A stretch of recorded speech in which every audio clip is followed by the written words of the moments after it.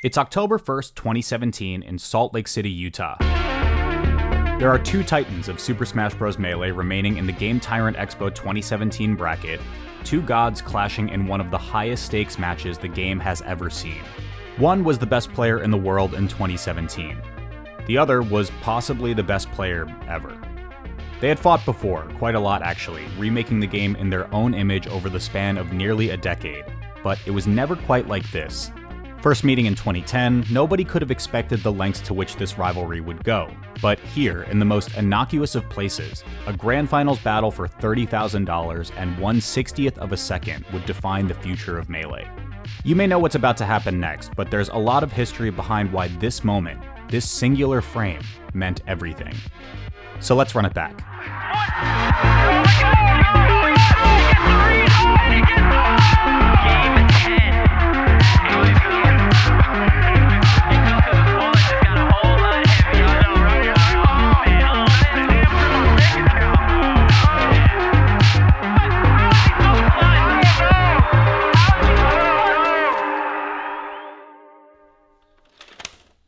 Thank you to G Fuel, who is paid to be mentioned in today's video. I'm hoping you guys already know by now that I try to be really intentional with how I speak about brands in these ad spots. Fortunately, G Fuel has been super chill, and I'm honestly super excited to be a long-term partner with them for that exact reason. G Fuel is back with their new and improved Formula 2.0, and this spooky season you can lock in with their FearFest collaborations. I really enjoy the taste of these flavors actually, but understandably if you're also a coffee drinker like me, that can be a lot of caffeine. Fortunately, G Fuel also sent me their Hydration Plus Focus bundle, which has this cool looking stainless steel bottle plus a sampling of their hydration formula flavors without any caffeine.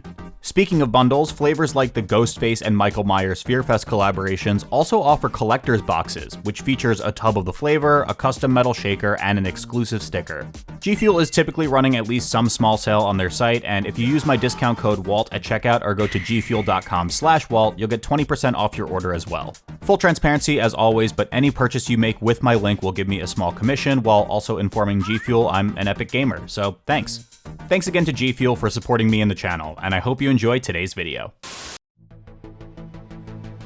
By the time GTX 2017 rolled around, Armada was considered the king of Melee, not just in results, but in how the game was played. His reign as the best player in the world was about to be usurped by Hungrybox, yeah, but for the time being, Armada had the #1 spot on the most recent Summer 2017 ranking. And he had been holding on to that top spot for over 2 years, beginning his tenure as #1 in the summer of 2015. But on both end-of-year rankings in 2015 and 2016, there was only one other player able to challenge him, Hungrybox. For that time period, many might have considered Armada the blueprint, quite possibly the perfect blend of precision, optimization, and discipline. His Peach, and later Fox, designed specifically for Hungrybox, didn't just win, it strangled opponents. But Hungrybox was beginning to turn the corner on one of his greatest rivals. The front half of 2016 brought major victories to Hungrybox by the bucket, capping off with his legendary EVO 2016 win. In the back half of the year though, we returned to the Armada show, with 3 straight major wins over Hungrybox to secure him rank 1. In 2017, HBox was truthfully in the midst of his best year ever. Out of the 17 tournaments considered major level by Liquipedia standards, Hungrybox was present in grand finals in all but 5 of them. And that appearance percentage only seemed to get better and better as it became more and more apparent that his reign at the top was about to begin. At the time, it might have been scary to have these two players in particular representing the pinnacle of what Melee could be. Not for a matter of skill, no, but for aesthetics. Melee's appeal for so many came from its speed, and these two players, at their very core, were not fast. They were the best in that time period because they both pushed defensive play as far as it could possibly go. Each of them tried stalling tactics, timeouts, stringing out a lead, hell, even a character counter-picking arms race, anything it would take to gain an edge.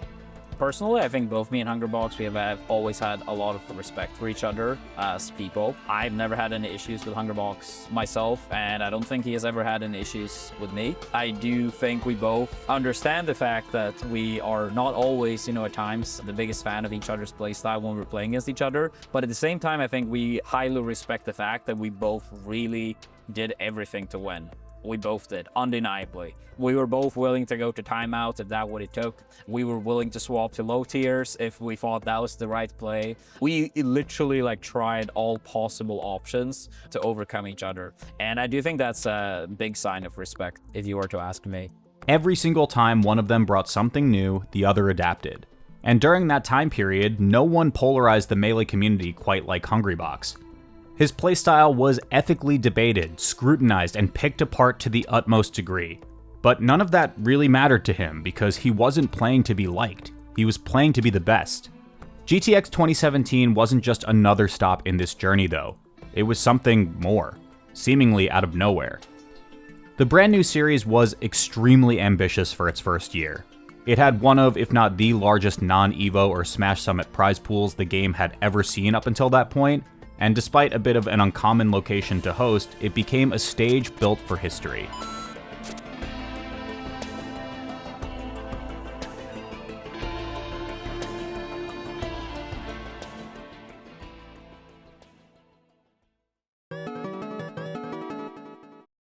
Armada, in classic Armada fashion, tore through the winners bracket without dropping a single set. In all of his pools and bracket matches, he only lost 3 individual games before making it to Grand Finals. 1 against Wizrobe, the best Captain Falcon player in the world at that time, and 2 against Mewtwo King, the only other member of the illustrious 5 gods in attendance at GTX. Armada even warmed the Fox up in his set against Shroomed, and it looked airtight. He wasn't just winning, he was sending a message. As for Hungrybox, he took a Game 5 loss to Mewtwo King, then only dropped a single game to Plup and a single game to Mewtwo King in the run back on his return journey to Grand Finals. Losers bracket runs were already a bit of a touchy subject for Hungrybox though, but this GTX Grands was made particularly intense as Hungrybox had to achieve a task that players in 2017 considered damn near impossible. He had to beat Armada twice. For a quick explanation on what exactly that means and why it's relevant, these tournaments are double elimination brackets, meaning every player essentially gets 2 chances to win. So in GTX's case, because Armada made it to Grand Finals on the winner's side, he basically still has both of his lives remaining, which means Hungrybox, who entered Grands from the loser's side, would need to beat Armada twice in order to win the tournament. Why was this considered such a Herculean task, you may ask?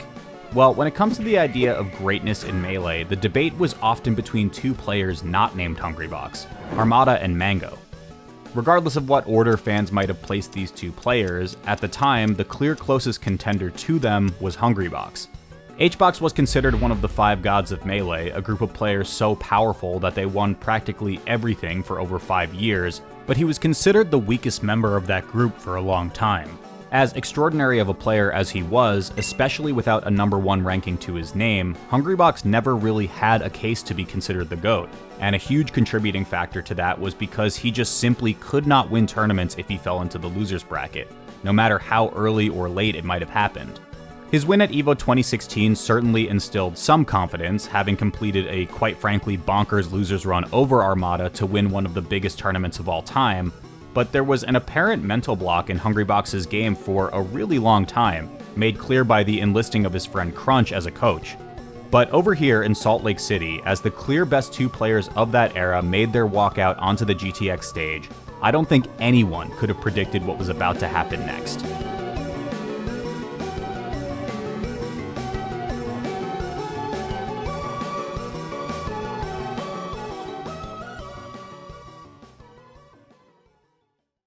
A lot of it came down to the fact that I couldn't really get much practice. And at this point, like 3.5 years later, HBox is like honestly good at the matchup now, for sure.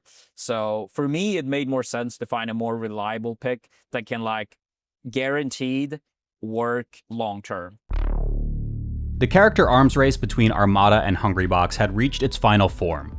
It was a no-frills, good old-fashioned Fox vs. Puff matchup, and right away it was clear how this set was going to be played. Remember how I said these 2 had pushed defensive play as far as it would go? Well, yeah. Game 1 went over to Hungrybox, a real tone setter, a commanding 3-stock, and the largest stock disparity we would see for the entire match. The last rest connects, and you can see the camera cut to Hungrybox laughing, perhaps knowing that this was an all-too-familiar situation. Game 2 over to Armada, a Final Destination counterpick won by very slim margins. HBox hits yet another clutch rest, but because Armada was at low percent, it didn't kill. A single back air wraps up the stock, as well as a small fist pump from Armada to celebrate the win. As would become tradition in matches between these two, it was a true seesaw. Game 3 back to Hungrybox, Game 4 back to Armada. Because both of their game plans were so solid, it was pretty obvious this set was being dictated by counter picks and momentum. And just like that, it's already Game 5. I'd like to take a moment to remind the viewers that this is a double elimination bracket. So that L you see right over here, that means Hungrybox needs to win here to survive. If he does, it comes down to one single set to decide the tournament. If he doesn't, Armada will hoist up the GTX 2017 trophy and walk out of Utah with one of the biggest prize pools ever. HBox starts off this Game 5 with an early lead thanks to a low percent rest, and that essentially seals the fate of Set 1. Although Armada is able to catch up in stock count, it's never enough to truly tip the scales.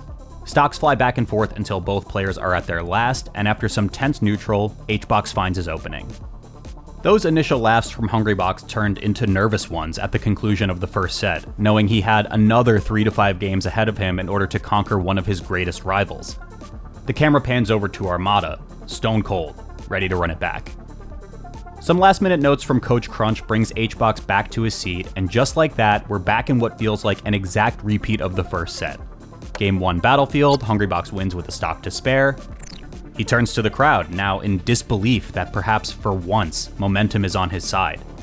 And in case you were getting some type of deja vu from all of this, yeah, this set is eerily similar to the grand finals of EVO 2016, where you can see in real time Hungrybox begin to believe. Maybe all it took was winning one of the biggest tournaments of all time to finally break the dam.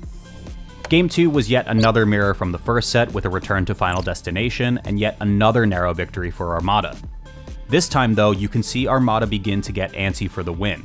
He goes for several up smashes in a row to secure the stock outright, one of which gets him grabbed. HBox goes for his classic wait for a roll-in read, but Armada doesn't bite. Then Armada gives him yet another punishable up smash, and HBox goes for broke, a rest out of shield.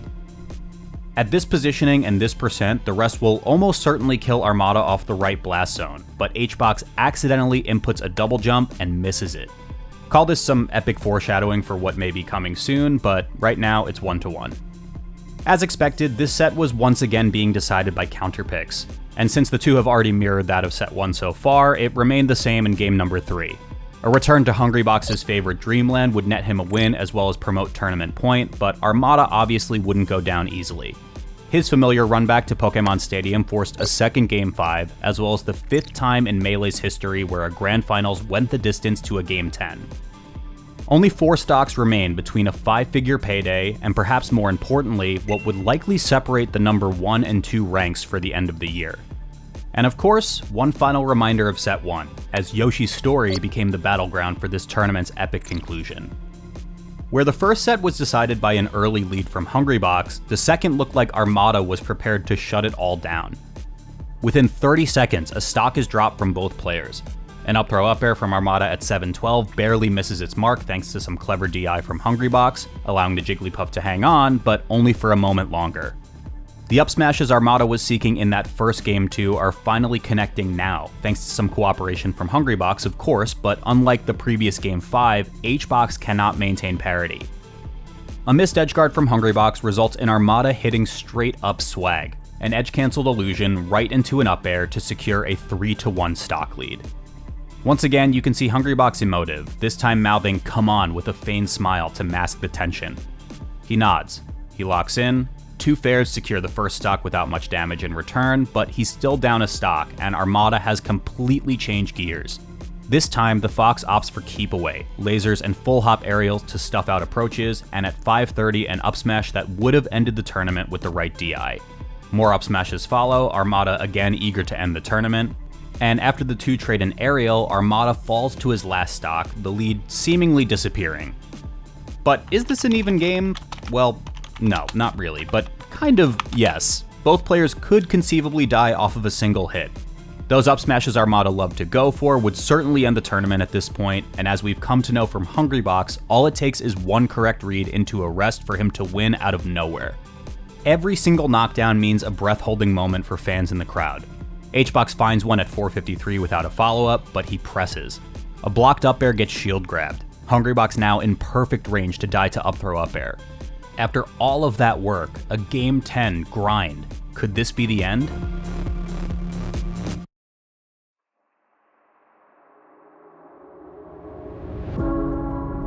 Hungrybox's SDI, with some support from an extra jump, saves the stock and prolongs the game, denying Armada his GTX check, at least for now. As he barely escapes death, a smile appears along Hungrybox's face. He laughs again, and in that moment, I think Hungrybox, like all of us armchair quarterbacking at home, knew. Then came a sequence that flipped the room on its head, because when Hungrybox gets his shot on the biggest stage, he does not miss. Armada, once the picture of composure, looked rattled, his throne crumbling beneath him. 3 separate left inputs in a row, all correctly read by Hungrybox, meant a new #1 player was about to be crowned. Welcome to a moment in history. Oh! What? Oh my god, he gets the read! And he gets the And H-Box! What? How is he so clutch? I don't know! How is he so I don't clutch? know! That was crazy. Did he jump on crunch? And he fell down. Don't break a leg, dude. He broke his foot last time. How is he so clutch, That man? was nuts. That's what I'm telling you, you don't want to fight H-Box in the last stock. You don't want to. You know why he fell? He fell because his wallet just got a whole lot heavier. I know, right? It's like, man. That's the M's in my bank account. Man. Kudos to Hungrybox. Kudos to Armada too, though, man. Yo, Gotta can we to give the it guy. up for Armada? Please give it up for Armada. Can we make some noise one time for your boy from Sweden? The Swedish sniper. Valiant effort, man. That was crazy. Man.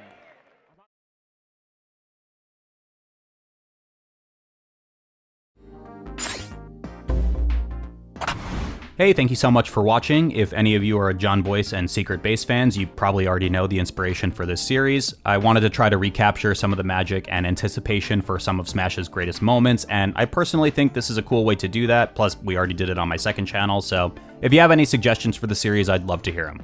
This channel is funded by my generous supporters on Patreon and YouTube memberships. Thanks to Avishua Stein, Bobby Wasabi, Dark Genix, Eric is Cool, Gustavo Cantu Fernandez, Henry Huang, Ian, James Fabman, Justin Duncan Mills, Kyle Carlin, Marshall Bradley, and Sam Wright.